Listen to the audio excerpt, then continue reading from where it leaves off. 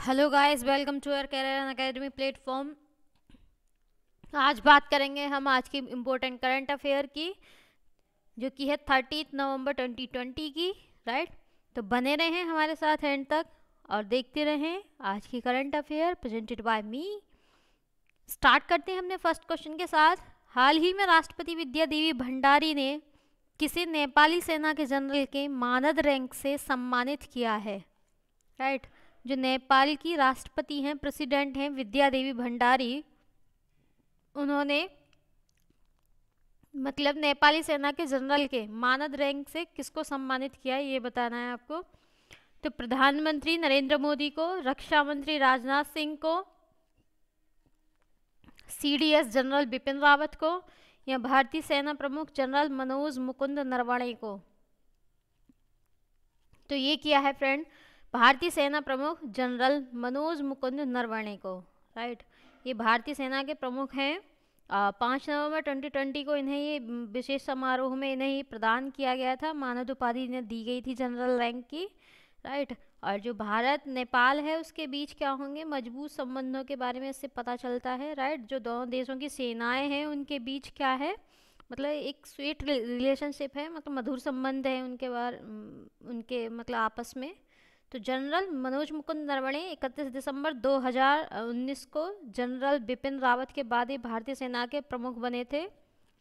Right, और वो क्या हैं, भारतीय सेना के एक 4 स्टार जनरल तथा भारतीय सेना के 28वें प्रमुख हैं। राइट, नेक्स्ट है ओपन इरा में 1000 मैच की जीत दर्ज करवाने वाले चौथे टेनिस खिलाड़ी कौन बने हैं? मतलब जो ओपन इरा हुआ था उसमें 1000 मैच की जीत दर्ज करवाने वाले कौन से चौथे टेनिस खिलाड़ी कौन बने हैं, ये कौन है ये बताना है। नोवाक जोकोविच हैं, डोमिनिक थियम हैं, एंडी मरे हैं, या राफेल नडाल हैं? तो ये हैं फ्रेंड राफेल नडाल। राइट, 4 नवंबर 2020 को इन्होंने फेलिसियानो लोपेज को हराकर इन्होंने अपना 1000वां टूर स्तर का मैच जीत लिया था। राइट, और रोलेक्स पेरिस मास्टर्स के तीसरे दौर में पहुंच गए। और इसके साथ ही स्पेन के पेशेवर टेनिस खिलाड़ी हैं, ओपन इरा में इन्होंने 1000 मतलब मैच जीतकर चौथे खिलाड़ी बने हैं ये। 20 इन्होंने ग्रैंड स्लैम जीत रखे हैं। राइट, 20 ग्रैंड स्लैम जीते हैं, मतलब एकल खिताब हैं ये जो जीते हैं इन्होंने। 8 और टेनिस के अलावा इन्होंने फुटबॉल के खेल में भी गहरी मतलब रुचि है इनकी, इंटरेस्ट है इन्हें। राइट, और इनका जन्म जो हुआ था, अगर जन्म की बात करें तो 3 जून 1986 को स्पेन में हुआ था। राइट, और पहला जो इन्होंने अपना ग्रैंड स्लैम जीता था वो जीता था 2005 में। नेक्स्ट है, निम्न में से कौन सा राज्य केंद्र शासित प्रदेश राजस्थान के बाद पटाखों पर प्रतिबंध लगाने के लिए दूसरा राज्य बन गया है? मतलब जो पटाखे होते हैं जो दिवाली पर छोड़े जाते हैं उन पर मतलब दूसरा स्टेट कौन सा है जिसने प्रतिबंध लगा दिया है? दिल्ली, मध्य प्रदेश, पंजाब, या उत्तर प्रदेश? तो वो है फ्रेंड दिल्ली। राइट, और दिल्ली के सीएम कौन है? अरविंद केजरीवाल। मतलब इस साल जो दिवाली होगी 14 नवंबर 2020 को, यानी कि कल। राइट, तो जो मतलब राष्ट्रीय राजधानी है वहाँ पर पटाखों पर प्रतिबंध लगाने और अस्पतालों में चिकित्सा सुविधाएं बढ़ाने का फैसला लिया गया है दिल्ली में। राइट, जो उनके सीएम हैं दिल्ली के, उनके द्वारा। और जो मतलब कोविड-19 के जो मामले बढ़ रहे हैं तेज़ी से, उसके साथ साथ ही राजधानी में क्या हो रहा है, बढ़ता जो वायु प्रदूषण है वहाँ पे, उसके मुद्दे को ध्यान में रखते हुए ये डिसीजन लिया गया है। राइट, और मुख्यमंत्री अरविंद केजरीवाल के द्वारा दिल्ली में कोविड-19 के बढ़ते हुए मामलों का जायज़ा लिया गया उनके द्वारा। ठीक है, और एक इंटरव्यू के द्वारा ये जानकारी दी गई थी। दिल्ली में कोविड-19 के रोगियों की जो संख्या है कुछ दिनों में क्या हो रही है, तेज़ी से बढ़ी है, इसीलिए उनके द्वारा ये डिसीजन लिया गया है। नेक्स्ट है, विश्व सुनामी जागरूकता दिवस कब मनाया जाता है? 5 नवंबर को, 6 नवंबर को, 7 नवंबर को, या 4 नवंबर को? तो ये मनाया जाता है फ्रेंड 5 नवंबर को। 5 नवंबर को प्रत्येक साल सेलिब्रेट किया जाता है वर्ल्ड सुनामी डे। राइट, वर्ष 2020 में इस दिन का जो उद्देश्य था आपदाओं के खिलाफ अधिक से अधिक जान माल बचाने के लिए। राइट, राष्ट्रीय और सामुदायिक स्तर पर ऐसी रणनीतियों के निर्माण को प्रोत्साहित करना, ये इसका मतलब एम था, जिससे स्थानीय आपदा का जो जोखिम होता है, राइट, जो उससे लॉस होता है उसमें क्या हो सके, कमी आ सके। जापान में जो सुनामी होती है, सुनामी शब्द का पहली बार जो प्रयोग हुआ था कम से कम हुआ था 1000 साल पहले, राइट, 1000 साल पहले ये प्रयोग किया गया था सुनामी शब्द। और 2005 में, दिसंबर 2005 में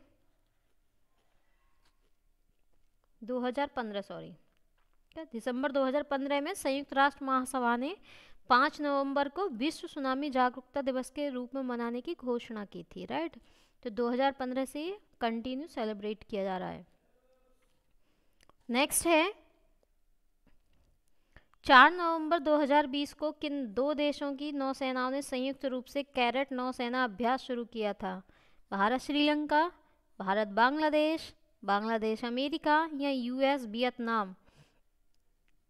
तो ये किया है फ्रेंड बांग्लादेश और अमेरिका ने, राइट, इन दो देशों ने मिलकर किया है। 4 नवंबर 2020 को संयुक्त राज्य अमेरिका यानी कि यूएसए और बांग्लादेश की नौसेनाओं के बीच ही हुआ था कैरेट, राइट। इसकी जो फुल फॉर्म है वो होगी कोऑपरेशन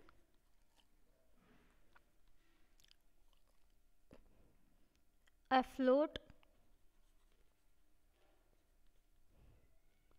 रेडीनेस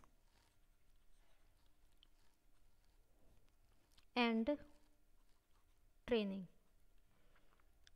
राइट, ये है कैरेट की फुल फॉर्म। दोनों देशों के बीच में इससे क्या होगा, जो समुद्र संबंधी जागरूकता है उसको बढ़ाया जा सके, इसीलिए किया गया है ये जो एक्सरसाइज हुई है। और जो उनका मतलब बिजनेस आदान प्रदान है, ट्रेड का जो आदान प्रदान है, दोनों देशों के जो लोग हैं उनके बीच में बातचीत हो, आपसी तालमेल को शामिल किया गया है इसमें। और जो कोविड-19 पैंडेमिक चल रहा है इस समय, तो इसीलिए ये कैसे रखा गया था, वर्चुअली हुआ है, राइट, वर्चुअल मोड पे हुआ था ये। नेक्स्ट है कौन सा राज्य जीएसटी क्षतिपूर्ति की कमी को पूरा करने के लिए 1.1 लाख करोड़ रुपए उधार लेने के लिए असंतुष्ट राज्यों, केंद्र शासित प्रदेशों में दूसरा विकल्प बन गया है?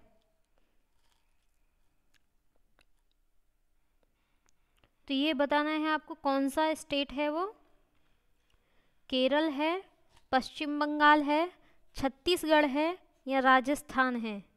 तो ये है friend Rajasthan, right. Rajasthan GST की जो क्षतिपूर्ति है उसकी कमी को पूरा करने के लिए केंद्र सरकार के जो हमें सेंट्रल गवर्नमेंट है उसके द्वारा 1.1 लाख करोड़ रुपए उधार देने का विकल्प दिया था इन्होंने राजस्थान की गवर्नमेंट को, राइट। तो केंद्र शासित प्रदेशों में एक पुदुचेरी के बाद देश का दूसरा राज्य बन गया है ये, कौन, राजस्थान, राइट। वित्त मंत्रालय ने के बयान में कहा गया है कि राजस्थान को जो विशेष उधार विंडो के माध्यम से, राइट, 4,604 करोड़ रुपए, 4,604 करोड़ रुपए उन्हें प्रदान किए जाएंगे। और जो राज्य का जीडीपी है, राइट, उसको 0.5% लाभ उठाने की उसको छूट के तहत एक अन्य उधार के माध्यम से राजस्थान को क्या होगा, एक अतिरिक्त 5,462 करोड़ रुपए जुटाने की अनुमति होगी, राइट। 5,462 करोड़ रुपए वो जुटा सकते हैं। नेक्स्ट है किस राज्य ने आशा कार्यकर्ताओं के लिए 57 करोड़ रुपए के पैकेज की घोषणा की है? तो कौन सा स्टेट है वो, मध्य प्रदेश है, महाराष्ट्र है, तेलंगाना है या उड़ीसा है? तो ये है फ्रेंड छत्तीसगढ़, राइट।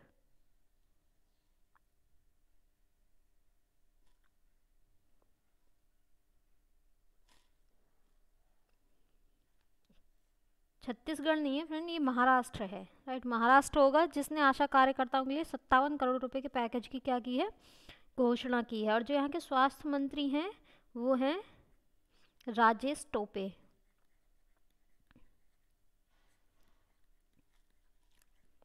राइट। 3 नवंबर 2020 को ये घोषणा की गई थी कि इनको 57 करोड़ रुपए का क्या दिया जाएगा, एक आर्थिक पैकेज दिया जाएगा, राइट। और जो ये राशि दी जाएगी इसका उपयोग जो होगा राष्ट्रीय ग्रामीण स्वास्थ्य मिशन के तहत जो काम कर रही हैं ये आशा, राइट, उनके भत्ते में क्या होगी, वृद्धि होगी और उनके भुगतान के लिए ही ये बढ़ाया गया है, राइट। और इनका भत्ता क्या होगा, 2000 से 3000 रुपये के बीच बढ़ाया जाएगा, ठीक है, मतलब बढ़ गया है। नेक्स्ट है, किस राज्य ने स्पंज आयरन और स्टील क्षेत्र में निवेश के लिए एक नई औद्योगिक नीति पेश की है?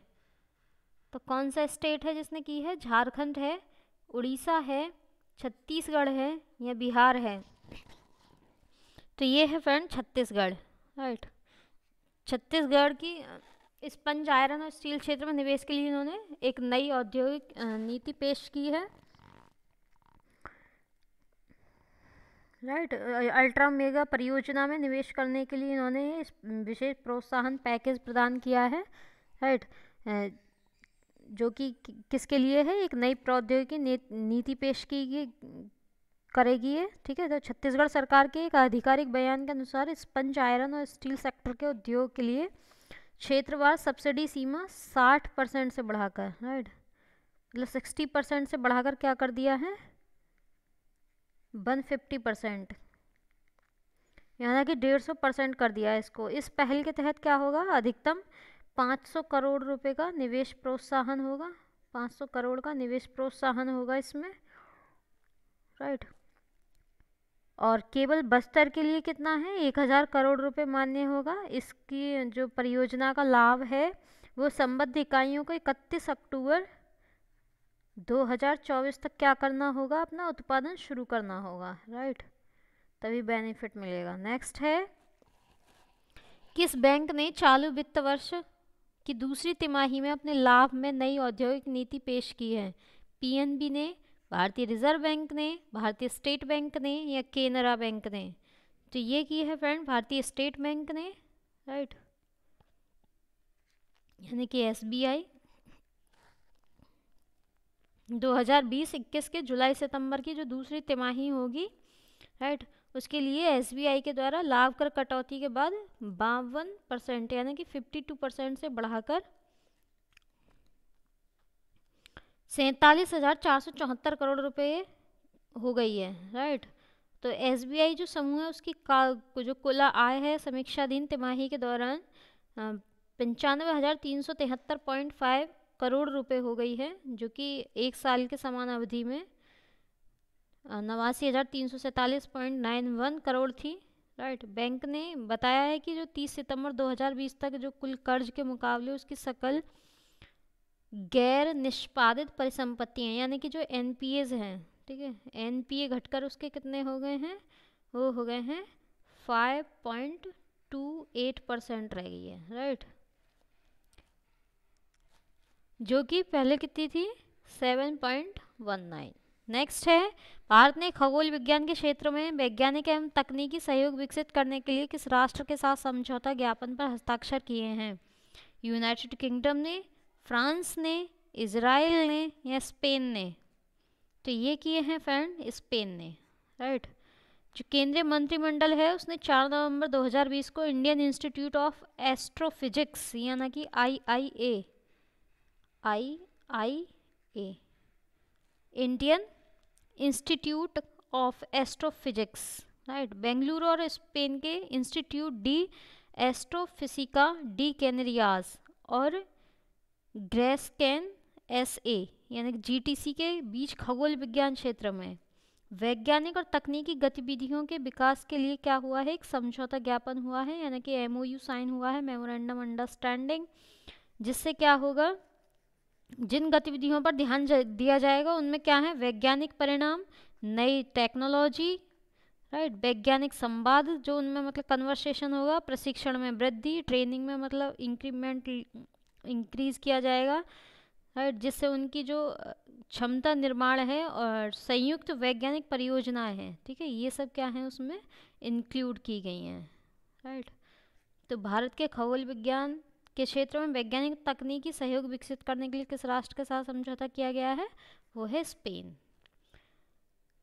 तो फ्रेंड आज के लिए इतना ही, मिलेंगे नेक्स्ट सेशन में। तब तक के लिए हंसते रहिए, मुस्कुराते रहिए, बने रहिए हमारे साथ। Have a nice day, bye bye, take care.